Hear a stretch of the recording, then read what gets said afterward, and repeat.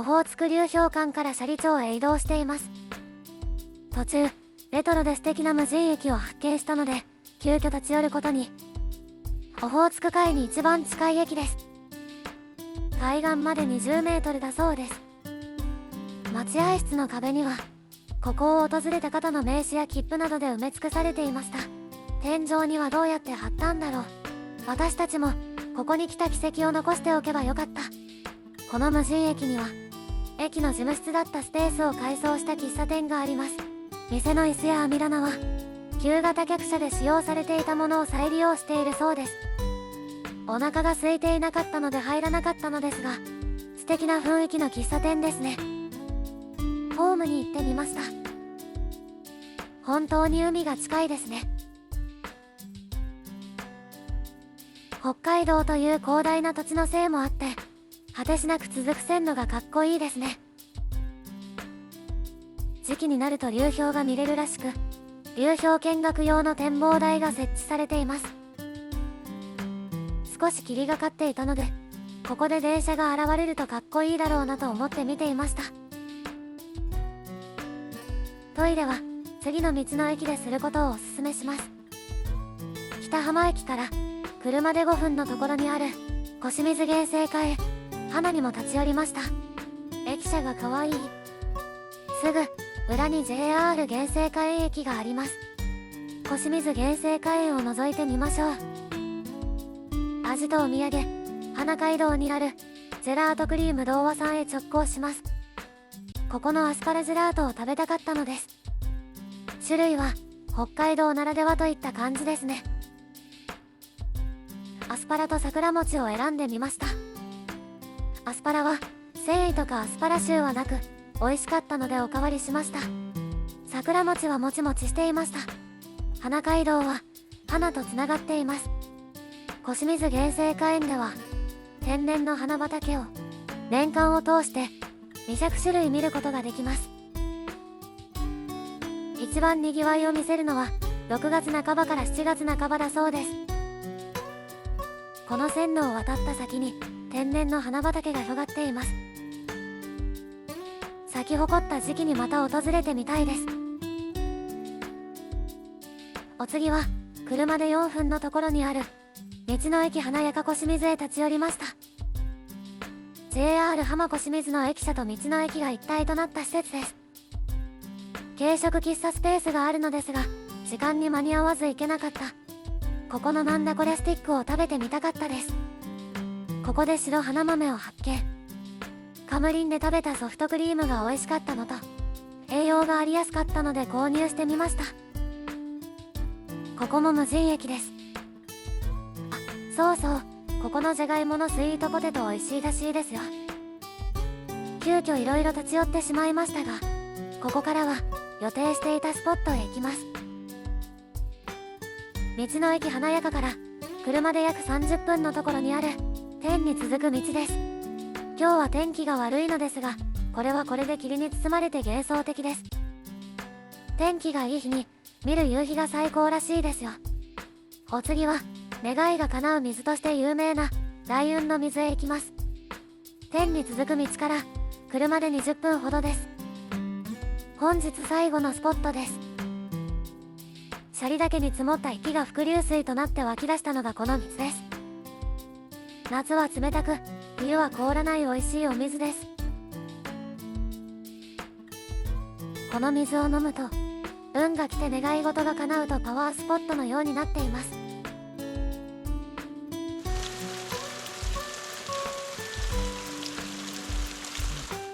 奥には雷雲神社がありますが、暗くなってきて怖かったので控えました。しかも、ここ、ヒグマが出るらしいので。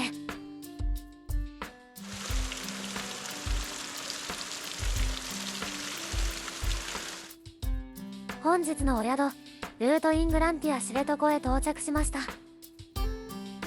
雷雲の水から車で15分ほどのところにあります。JR 知床斜里駅から徒歩2分という好立地。ひっそりとウェルカムドリンクが置いてありました。温泉入り口の奥にはお菓子とドリンクの自販機があります。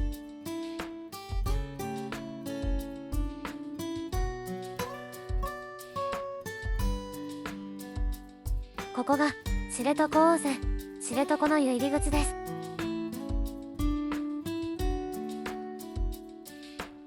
入ってすぐのところに貴重品ロッカーがありました。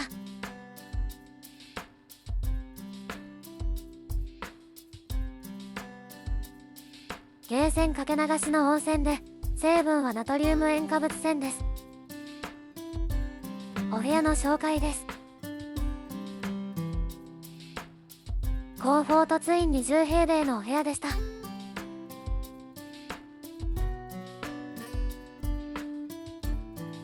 なかなか広かったです。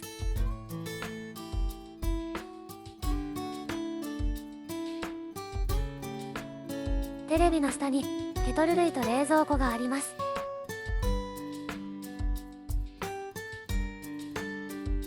クローゼットの中には館内着と毛布が置いてありました。水回りはよくあるビジネスホテル仕様です。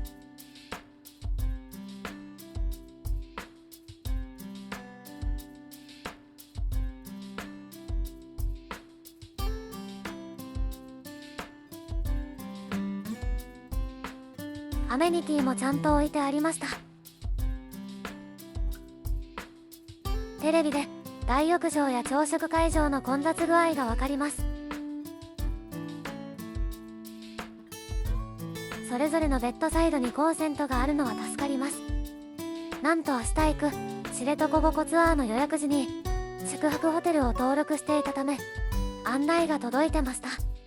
明日が楽しみでなりません。JR 知床斜里駅をちょこっと見てきました。世界遺産知床へ公共交通機関で行く際の玄関口となっているためか綺麗な駅舎です。この時間帯は無人駅になっていました。この日の晩ご飯はホテルから徒歩5分のところにある寿司膳さんへ行ってきました。駐車場はお店の裏にあるみたいです。お刺身盛り合わせ1人前。ホタテがとっても甘くてマグロもトロトロで美味しい。人生で初の本物のシシャモを食べました。4匹1000円と高級です。普段私たちが食べているシシャモと思っている魚は正式にはカペリンです。そして食べたいものを食べました。私の好きな天土英気を養って明日の知床五湖ツアーに挑みます。ホテル朝食の紹介です。なんと朝食1100円。公式ホームページからの予約で無料でした。結構種類豊富ですよ。これが1100円でいただけるなんて驚きです。知床五湖ツアーが昼過ぎに終わる予定なのでしっかり食べていきます。焼きそば美味しそうです。手作り豆腐やカニシューマイがありました。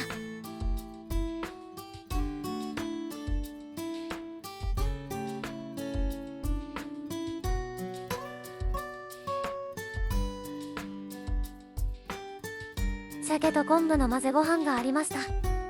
パンは個包装されていました。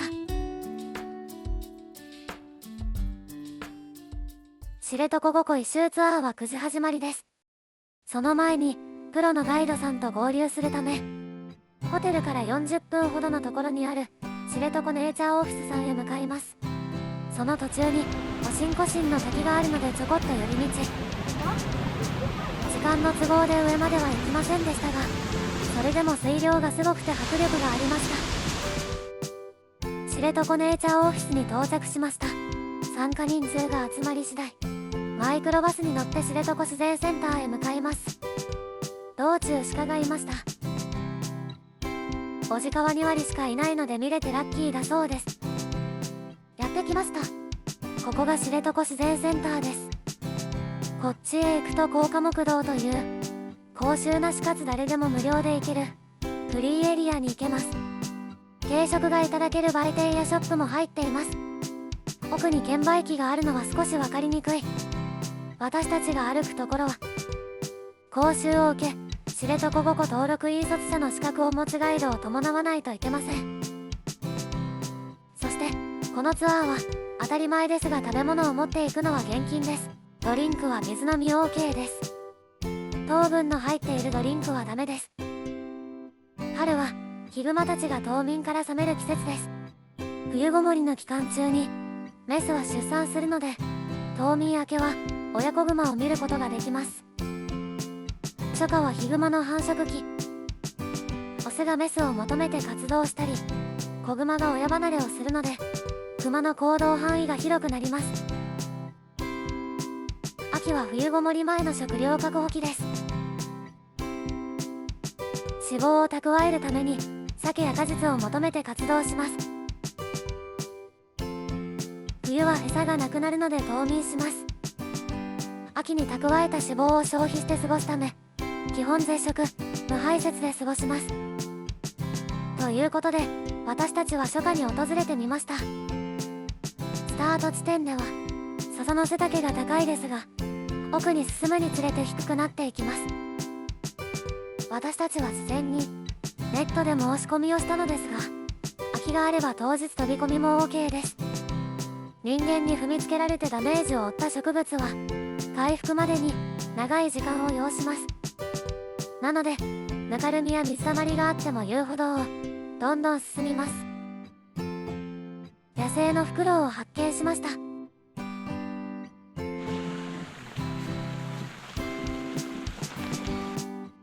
この自然のアートは1位の木です。腐りにくいので倒れてもこのまま残っているんだとか。クマの爪痕がついた木と肌感棒の木があります。肌感棒の木をよく見ると虫が通った跡がありました。到着しました。ここです。うっすらと霧が立ち込め、小鳥のさえずりが心地よいです。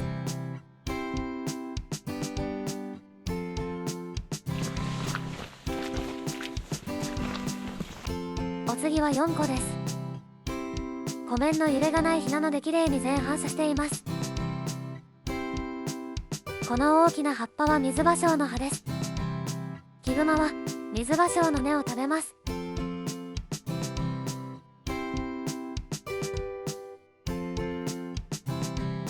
3個につきました。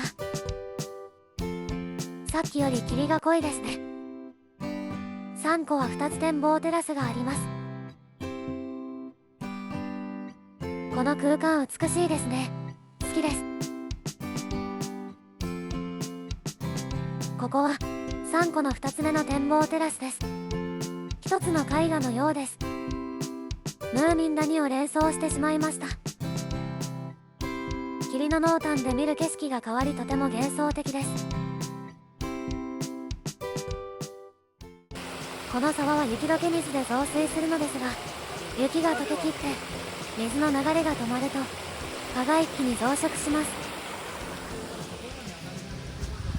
しかも知床の川、でかいらしいです。恐ろしい。長袖長ズボン必須ですね。1個までやってきました。実はクマが歩ける時間を確保するためや、安全を脅かすことが起きた場合の救助などをしやすくするため、私たちが歩く時間や1個などに到着する時間がきっちり決められています。ガイドさんがとてつもないプロガイドなので、私たちは気にすることなく身を委ねてれば OK。 3時間経ったなんて全く感じませんでした。進行方向にクマが出没したらこのツアーはなくなり、このエリアが閉鎖されるので、無事最後まで行けてよかったです。ここから高架木道に上がります。これはパルス式の電気柵です。7000ボルト流れているらしいです。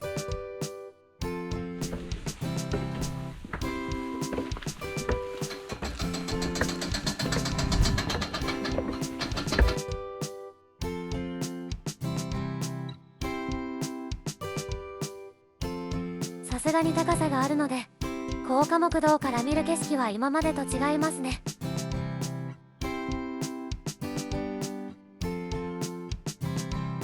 全長800メートルの高架木道は開園期間中誰でも無料で利用できます。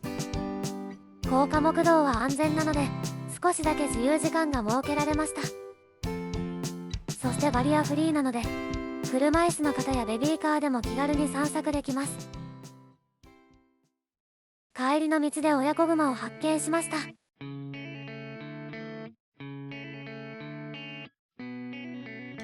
さらに進むとまたクマを発見。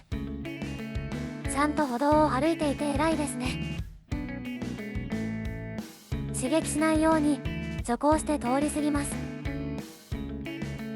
そして解散して知床食堂へ向かっている道中にも発見。散策路の状況やヒグマの目撃情報が分かりやすく載っているサイトを見つけたので概要欄に貼っておきます。知床ネイチャーオフィスさんから車で45分で到着。お腹ペコペコです。お腹が空いているのにお土産を先に見てしまう私たち。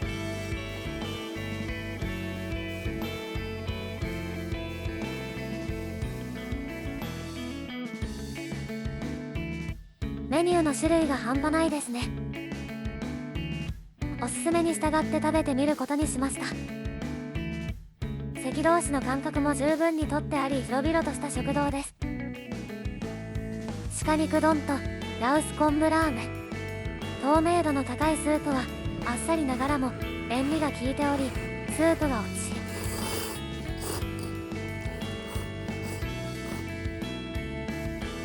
い。鹿肉は柔らかくて甘だれと玉ねぎの食感が相性抜群です。癖がないので誰でも食べやすいと思います。大奮発したウニ丼です。ミョウバンをかけていないのかウニ独特の癖が少なくトロトロで美味しかったです。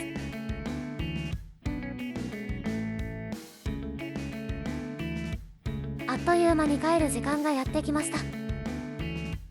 知床楽しかったな。シマリスやクマや大好きなエゾタヌキに会えたので大満足な旅となりました。女満別空港には飲食店が2店舗入っていました。カレー系のメニューが多いけど他にもたくさん種類があるみたいです。カーリング女子のサイン入りストーンが置いてありました。ヘアドゥで羽田へ向かいます。カズチープレッツェルが好きなので売店で購入してきました。夫が羊羹パンを買っていました。うわー甘そうと思い横で見ていると美味しいというので一口もらいました。